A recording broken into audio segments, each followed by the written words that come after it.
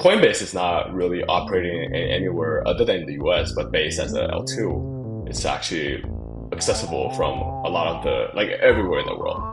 So Cyber as an L2, we want that to be a global platform for developers to build innovative apps. All right, joining us on Coinage today is one of the co-founders behind one of the most popular, shall I say, one of the leaders in the Web3 social space, Ryan Lee, co-founder at CyberConnect. Thanks for hopping on Coinage, man. Thanks for inviting me back. It's a pleasure here. Yeah, and it's been, I mean, you guys have been working on some pretty big announcements and now out today officially with, I think, the emergence of ETH Layer 2 social use case finally hitting here as CyberConnect gets this off the ground. Why don't we just start on what this announcement's all about and how big it is for your users and the space overall? Yeah, this is what we've been working on for the last almost half year now. So Cyber is our newest effort. It's L2 for social. We want to see how can we enable developers to build on a permissionless platform where they can really express creativities, we can bring new use cases to the ground, not just limited to a small set of features that we used to provide, but also just broadly as an Ethereum L2 where every possibility can be expressed. And at the same time, Cyber Connect is rebranded into Cyber. So we did have a lot of product under our belt, right? We had Cyber Wallet, we had Cyber Connect, the social graph protocol, we had Link 3. Now we've been working with so many developers enabling different use cases, and we figured, well, Cyber as the brand that powers every social use cases with L2 as a leading product and Cyber Wallet as one of the supporting products, that will be our way moving forward. So Cyber Connect and Cyber Wallet and Cyber L2 will all join together under the Cyber brand. Yeah, just backing up a little bit. I mean, like it's been a pretty interesting time for Web3 social in general, right? I mean, there's so many different Right. applications out there now. I'm looking at a few of them in terms of Alchemy does a pretty good job of breaking down and just profiling all the projects in the space. There are a lot. If you just Google Web3 social or search for it, you guys are on here obviously towards the top in terms of what CyberConnect has been up to, but there's just so many projects working in the space. I mean, how hard has it been growing something like what you guys are working on? Because there's almost so many elements when it comes to a consumer facing product like this, as well as I think on the back end to make it efficient for people to use, even if they aren't crypto users. So kind of walk me through what you've learned and why we're here now as you guys make this big announcement. That's the perfect question to get into why we actually are building Cyber L2. So CyberConnect started a little bit background. CyberConnect started in 2021. Obviously, we were one of the first to bring out Cyber Connect as a social graph protocol at the time, where we think users should own their profile, their content, their distribution channel, especially for media and for creators like Coinage, like you guys. You would love to be the sole owner of every content and all your audience instead of being controlled by platforms like whatever social media platforms there are, like YouTube or TikTok in the video formats or whatever, Twitter or anything else.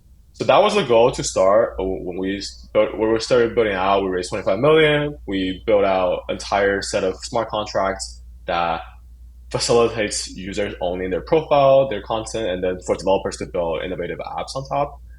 One of the biggest challenge at the time we saw was, well, it's extremely hard to actually build a consumer product on chain, just because the gas fee is so expensive, and then the user onboarding is just so much tougher than the traditional Web 2.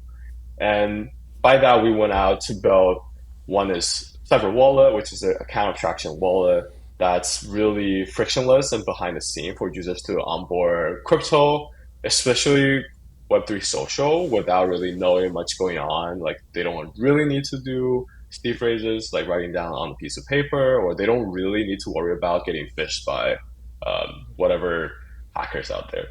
And so that Mhm. was on the onboarding part. It was still very challenging. We still see that's rapidly evolving with new developers building in the social fi or consumer space. and we're powering on the cyber wallet side. We're powering one of the biggest apps out there as well, which is called Mochaverse. It's the official. I wouldn't say they are just limited to social, but they're a giant network, a giant effort by the Animal Cup brands and all of the affiliated brands that they work with. And Cyber Wallet is Yeah. the account that's powering that entire experience. So if you go on Mochaverse, you can sign in with Google, you can sign in with like the most familiar methods that you used to do in Web2, and then you can start your Web3 journey right away. And that's powered by Cyber Wallet. And then on the Yeah, other side it's is, oh, go ahead, sorry. I wonder if that's kind of why CyberConnect is now rebranding to Cyber, because you guys have so many different components here, and maybe we can compare to Farcaster in terms of very similarly they've tried to make the sign-on experience and everything basically be crypto on the back end, but very user-friendly on the front end. And I feel like Link 3 is basically your guys' big platform. Talk to me about kind of what this rebranding signals for you guys at Cyber in terms of what's going to be most important for you moving forward. Right. So CyberConnect always had the social graph, had the developer facing social graph and the wallet, the onboarding experience. Those were always more developer facing. And Link3 was our big platform where we onboarded about 3,000 organizations, a lot of users joining Link3 as a professional network. And now we're actually just moving that, separating them apart. So Cyber will be the brand that will lead all the developer facing efforts. There will be Cyber L2 for developers to build a very cheap, very fast L2. There will be Cyber Wallet, one of the leading onboarding experiences with the contraction wallets. And then Link 3 is its own product that's built on top of Cyber L2. And it's kind of separately targeting consumer instead of developers. That's kind of the brand that we're going forward with. Yeah, and it's been interesting to kind of look at, I guess, the ways that you guys are tracking some of this too, right? Because it's not, I guess, just users. As you said, a lot of the efforts so far have been developer facing. So when you kind of compare some of the stats, I don't know if these are accurate or not, but obviously Dune, there are platforms out there and looking at kind of monthly active users. I've got Farcasters pulled up right now, Texas, which is kind of looking at maybe some of the slowdown in Web3 social. In looking at cyber profiles, I don't know if these numbers would kind of reflect what you guys look at too, but the slowdown seems to be echoed there. I mean, would looking at just users by themselves only be half the story? I mean, like, what are the metrics that you look at in terms of the momentum of Web3 social now? Exactly. I think the biggest momentum is actually the developer activity to us, just because we're still very, very early. There are only so many people that cares about Web3 social. Similarly to what I feel about DeFi in like early 2020, I feel like there are a group of developers that are interested in building, and then there are some emerging use cases, as you can tell from that Alchemy's list. But it's nowhere near to like DeFi or gaming, the scenes, the biggest scenes on crypto. So the developer activity is picking up. That means we will the entire user base will see more use cases and just try out more experiences, hopefully. And that's where cyber is specifically targeting. So we want to enable developers to build social experiences, social apps on the best the best platform that they can find. Cyber take a lot of our learning from building that experience with CyberConnect and with Link 3. More, Mm-hmm. like back then, we were more like an app developer, so we were like looking for a chain that supports us. We're looking for onboarding experiences. We're looking for on ramp, and those were kind of really hard to come by as a developer if you go into any ecosystem. And most of those ecosystems, like the chains, they really focus on getting the TPLs and trying to somehow get market momentum on their token.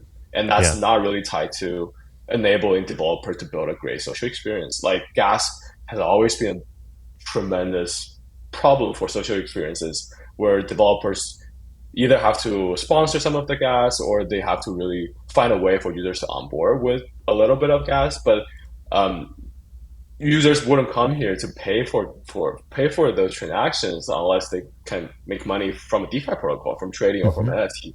That was like the stereotypical onboarding, and then so that's all tied into the existing how L2s are incentivizing developers and incentivizing users to join their ecosystem. And I just feel like it's not really suitable for consumer experiences. Yeah. And cyber as an L2, with the amount of activity that we're seeing developers building in the social realm, I think we are really here to support developers to build any type of on-chain social Hmm. experience, not only limited to, oh, let's build a Twitter feed that looks like a social network, but also it can be any interesting like creator related stuff. Like you can do bounding curves, you can do whatever social fi experiments, and we're Yeah. here just to support that. Yeah, it seems like some of the early Web3 social, build outs had been let's clone Twitter and see how that works here. But it doesn't really add all too much in terms of capabilities if you're just trying to do that. So you kind of have the bones coming together from the early cartilage, if we can call it that, from all the different pieces that you guys at CyberConnect have built. And one of the questions that I think a lot of people might have in that is, okay, if you're building on all these platforms, what is the cyber token going to be used for now? And that would be the question. Just looking at it, I mean, basically in 2024, it's about flat. I have the chart here just to look at for people. And obviously, again, token price is not always the end all be all, especially when you're building real use cases like you guys are. But I am curious what the answer to that question might be, because if you're working with EigenLayer, you're working with Optimism, you got the cyber token thrown in there, you got all these different use cases coming together. What does the actual like token economics look like in terms of what's in store for cyber now?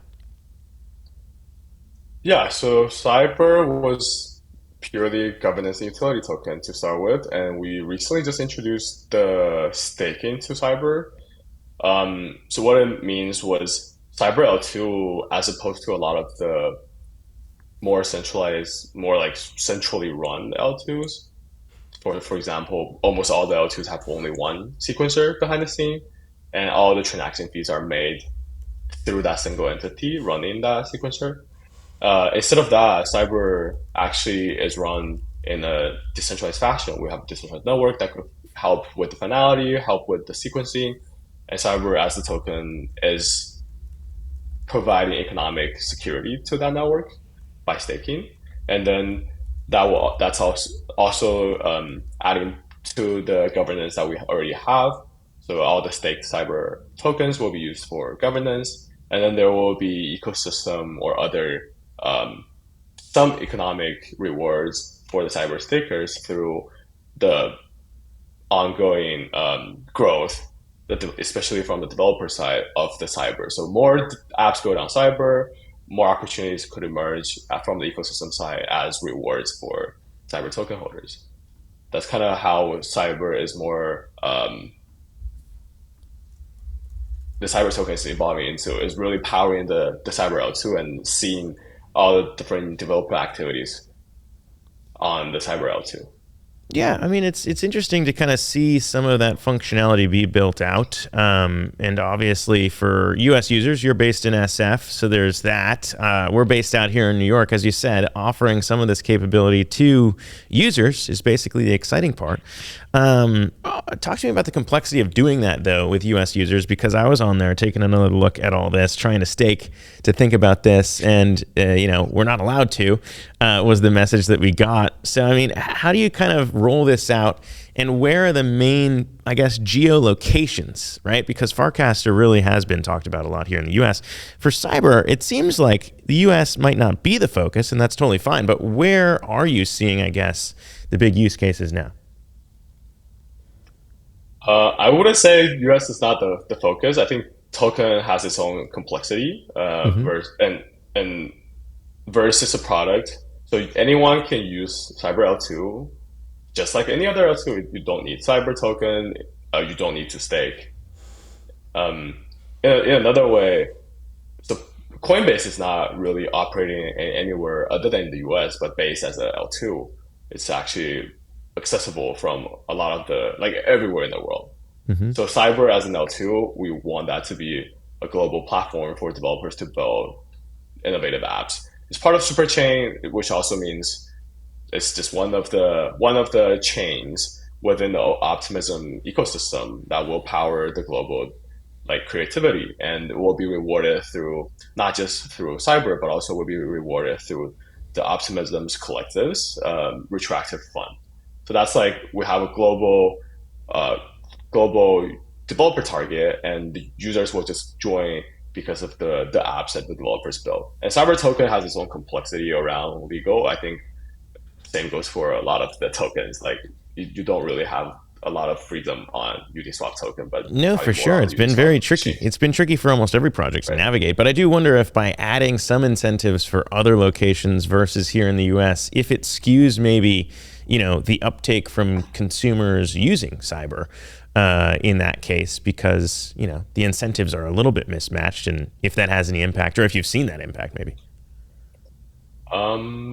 I don't think we're I haven't seen that yet, but that's definitely a great observation. We do see um so it's interesting you said that like a lot of if you look at a lot of the we like project that we think is more popular in the US, if you look at their like similar web or their like just web traffic analysis, you would see almost 100% of the top countries not US.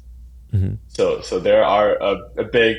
I think that also goes for what you some of what you describe about cyber. Like it's actually not we're discriminating a certain group of geolocations. Really, we're trying to be safe. We're trying to stay compliant. While at the same time, I think a lot of users will just emerge from other countries where they are looking for something, not just the product. Maybe sometimes airdrop, maybe sometimes different incentives. Same goes for I think a lot of the platform that we think are popular in the US. They're also more used by people not in the US actually.